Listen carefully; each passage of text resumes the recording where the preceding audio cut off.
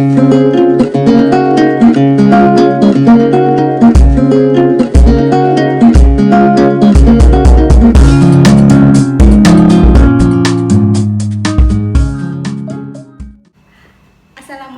warahmatullahi wabarakatuh. Selamat datang di Rumah Dosen.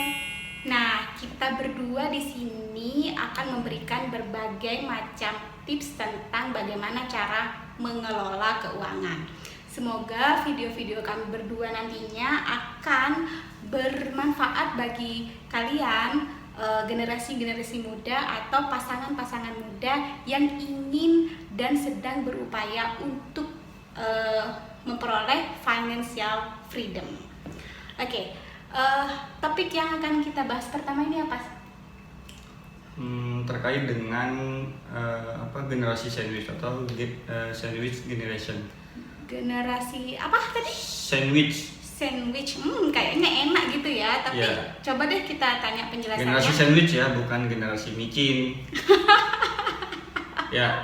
Apa sih itu generasi sandwich? Jadi generasi sandwich itu adalah jadi keadaan di mana orang dewasa atau seorang remaja yang beranjak dewasa yang kemudian dia sedang menanggung beban-beban seperti beban dirinya, kemudian ia punya beban anak, dan juga dia masih menanggung beban orang tua.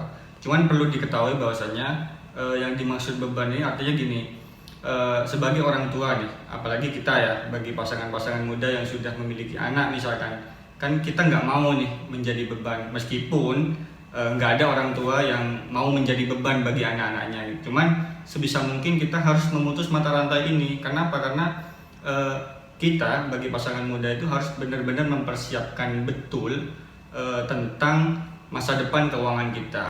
Keadaan generasi sandwich ini sangat umum ya terjadi, apalagi di Indonesia gitu ya, sangat umum terjadi. Artinya kita bukan hanya menanggung diri kita, tapi juga anak dan juga orang tua. Nah, gimana sih kemudian caranya supaya kita itu bukan terbebas ya, artinya bisa mengendalikan atau gimana? Ya, kalau bisa kita harus memutus mata rantai. Oke. Gimana? Apa saja sih tips-tipsnya? Monggo mungkin bisa dijelaskan. Ada beberapa tips keuangan yang bisa kita lakukan ya untuk memutus mata rantai sebagai generasi sandwich. Yang pertama itu cari tambahan penghasilan. Apapun profesi kita gitu, apapun kegiatan kita, apapun pekerjaan kita, jangan sampai itu menjadi fokus utama dari pendapatan kita. Kalau kita bisa mendapatkan pendapatan lebih, kenapa enggak gitu? Artinya misalkan kita hobinya apa lah, sebisa mungkin hobi kita itu menghasilkan uang atau menghasilkan pundi-pundi penghasilan yang lain. Artinya kita harus pintar-pintar mencari peluang untuk mendapatkan tambahan penghasilan. Itu yang pertama. Oke, dan catatan juga yang gak harus yang penghasilan tambahan itu gak harus besar. Ya, kadang-kadang kan kita mikirnya, sudahlah, lagian juga penghasilan dari ini kecil, gak usah lah. Nah, kadang-kadang gitu, makanya mending hobi dijadikan sebagai penghasilan tambahan supaya senang melakukannya, meskipun gak harus cuan banyak ya gitu ya. Oke, lanjut. Yang kedua? Yang kedua itu sebisa mungkin kita itu mengelola aset atau mulai berinvestasi. Nah, itu yang pertama. Yang kedua ya. Karena kenapa kita harus berinvestasi? Karena investasi itu amat sangat penting ya buat kita, apalagi kita nih kan nggak tahu ya. Mungkin kita pada saat ini masih enjoy aja dengan pekerjaan kita, tapi kan kita nggak tahu kedepannya seperti apa. Ketika misalkan ada sakit atau gimana dan lain sebagainya, maka dari itu harus benar-benar kita mengelola aset dan investasi. Oke, jadi tidak semua penghasilan kita itu dijadikan habis begitu saja ya. Berarti harus ada beberapa hal yang harus ditabung menjadikan tambahan aset untuk kita. Ya, sebagai gambaran gini, kan kadang misal kita punya gaji 1 juta. Dengan gaji 1 juta kita bisa simpan uang atau nabung uang itu misalkan 100.000. Yang 900.000 untuk kita pakai untuk kebutuhan bulanan atau harian gitu. Lah, ketika misalkan gaji kita atau penghasilan kita bertambah menjadi 2 juta, maka yang perlu kita tabung bukan menjadi 200 tapi 1.100.000. Nah, itu. pendapatan kita boleh naik, tapi gaya hidup kita jangan ikutan naik. Itu yang penting. Betul.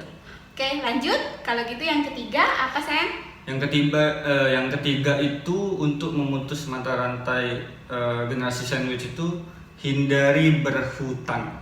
Oh my god, ya betul banget. Hutang Cuman apa nih? Hutang apa? Perlu digarisbawahi bahwasanya yang dimaksud hutang di sini hutang yang bersifat konsumtif ya, artinya hutang-hutang yang seperti, mohon maaf, misalkan seperti sekarang nih lagi ngeter-ngeternya kan, pay letter dan lain sebagainya. Kadang kita kan karena keseringan buka HP itu banyak nih yang menggoda iman nih biasanya, ibu-ibu nih, hati-hati nih. Biasanya sebenarnya ibu-ibu yang sering menggunakan hal-hal seperti semacam itu. Artinya kita sebisa mungkin untuk menghindari hal-hal yang semacam itu, artinya yang hal-hal yang bersifat konsumtif. Karena apa? Karena apapun yang kita lakukan itu kan akan berdampak pada akhirnya. Hindari hutang-hutang yang bersifat konsumtif. Tapi bila mana hutang itu bersifat produktif, artinya untuk investasi dan jangka panjang, fine-fine aja. Cuman harus disesuaikan dengan penghasilan kita juga. Jangan sampai hutang itu menjadi beban buat kita gitu. Oke, nanti itu di video selanjutnya mungkin bisa kita bahas ya. Oke. Sekarang tips yang keempat, apa itu? Tips yang keempat itu untuk memutus mata rantai generasi sandwich itu yaitu untuk goal kita yang terakhir itu yaitu financial freedom, artinya siapkan dana pensiun. Nah, bagi kita nih yang bekerja di sebuah instansi, misalkan kan kita ada masa expired ya, bahasanya itu masa-masa expired, itu dimana kita sudah nggak bisa lagi bekerja menggunakan fisik maupun pikiran lah.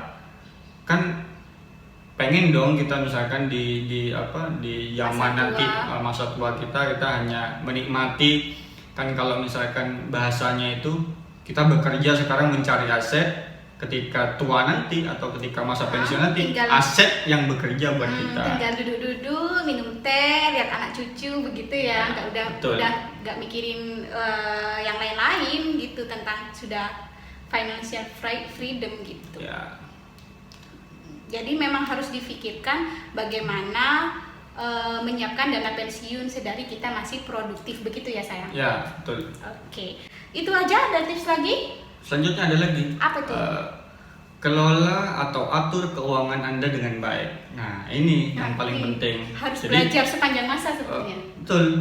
Kadang-kadang kan ya, kita nih udah semangat-semangatnya misalkan investasi dan lain sebagainya, kita semangat nabung dan lain sebagainya, tapi ada persoalan yang fundamental nih di bagian itu, yaitu kita nggak pintar mengelola keuangan. Jadi ini sebenarnya hal-hal tadi itu sangat berkesinambungan gitu. Kenapa? Karena dalam pengelolaan aset, pengelolaan keuangan, terus kemudian ada investasi dan menyiapkan dana pensiun, itu semuanya saling berhubungan dan keterikatan gitu. Maka dari itu pintar-pintarlah kita mengelola keuangan kita. Jadi bagi kita nih misalkan, kembali lagi ya, untuk pasangan-pasangan muda itu kadang-kadang karena gejolak keinginan itu selalu muncul, maka kita harus memilah nih mana yang masuk kebutuhan, mana yang masuk kategori keinginan. Jadi itu yang paling penting. Jadi kalau kita nggak butuh tapi kita ingin, mending kita hindari dulu. Ada standar prioritas dalam hidup gitu. Oke. Good. Itu aja? Ya, mungkin itu aja. Nah, itu aja mungkin tips-tips tentang generasi sandwich, gimana caranya untuk memutus mata rantai itu. Oke, mungkin itu aja dulu untuk video perdana kita tentang apa sih Mas, lupa? Tentang tips-tips masalah keuangan atau tips-tips pengelolaan keuangan. Ya itulah. Nah, kalian bisa lihat nanti di playlist. Kami akan kumpulkan video kami tentang pengelolaan keuangan ini di playlist yang judulnya tips mengelola keuangan keluarga gitu ya, mungkin. Boleh. Nah, jadi kalian nanti bisa lihat video-video kami selanjutnya di situ. Makanya supaya nggak ketinggalan, subscribe dulu dan juga bunyikan loncengnya. Oke? Baik, sampai jumpa di video selanjutnya. Wassalamualaikum warahmatullahi wabarakatuh.